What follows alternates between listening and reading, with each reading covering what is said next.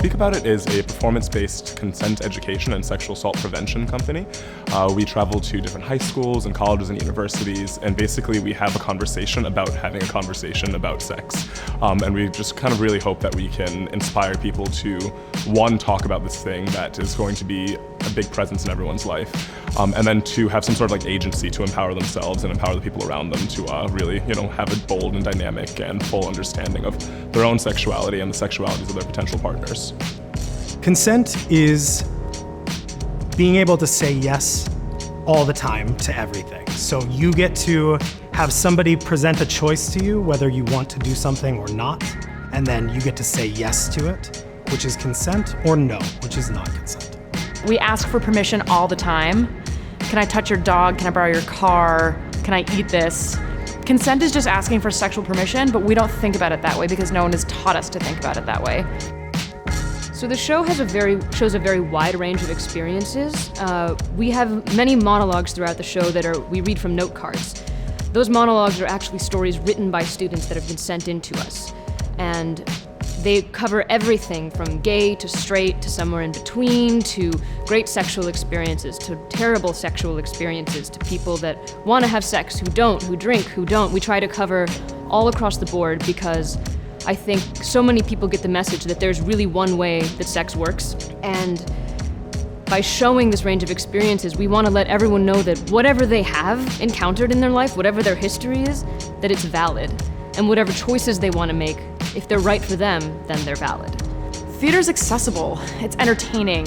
Theater can have a conversation that we can't have in person because we're too uncomfortable, or it's hard, or it's foreign. And theater brings it down and finds that place in our hearts where we can access these things that are difficult to talk about.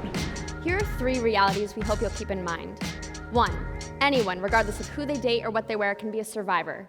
Sexual assault happens when someone's ability to decide whether or not to engage in sexual activity is taken away from them. 2, anyone, regardless of sexual orientation or gender identity, can be a perpetrator. Sexual assault happens when somebody doesn't get consent. And 3, we can all play a part in sexual assault prevention.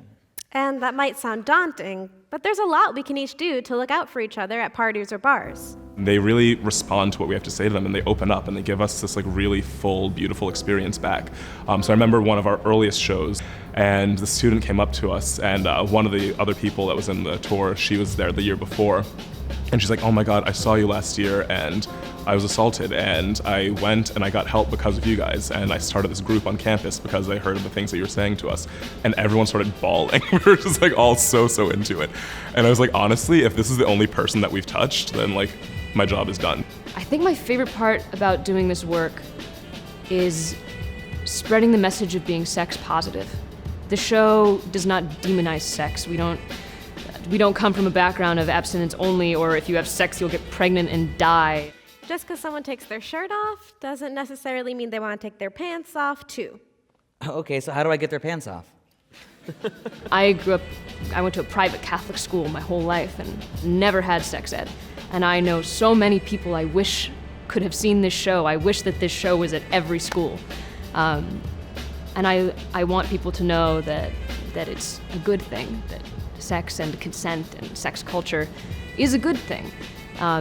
If we know enough about it and we let it be a good thing. I'm a virgin. The reason is because I've never been in love long enough to have sex. Honestly, I'd really like to have sex, but having sex with someone you don't love hardly seems worth it. That's why they invented whacking off. We do hear a lot of disclosures. We do hear a lot of conversations about kind of bad sex, but what's so beautiful about Speak About It is that we really do try to focus on good sex and healthy sexuality. And one of my friends who was with the company for a while, I always refer to him as a well-meaning bro. and I think that he kind of was in that camp, that he was very traditionally just kind of heteronormative and hypermasculine and all these things.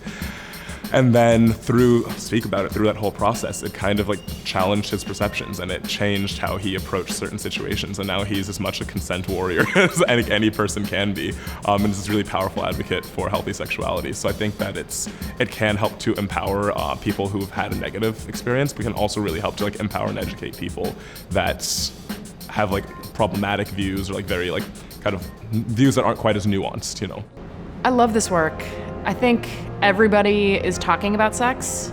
Most people are doing it, and no one is talking about it in a way that is talking about healthy sexuality, and that it's okay to be a sexual person.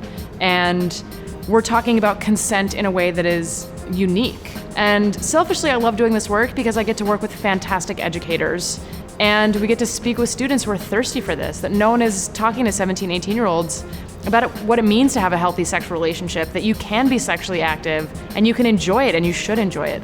I never knew how to talk about sexual assault. I never knew how. And consent in sex. I was always, sex is something you don't talk about. You don't talk about it. And this has changed me, like, it's okay to talk about it. It's okay to speak about it.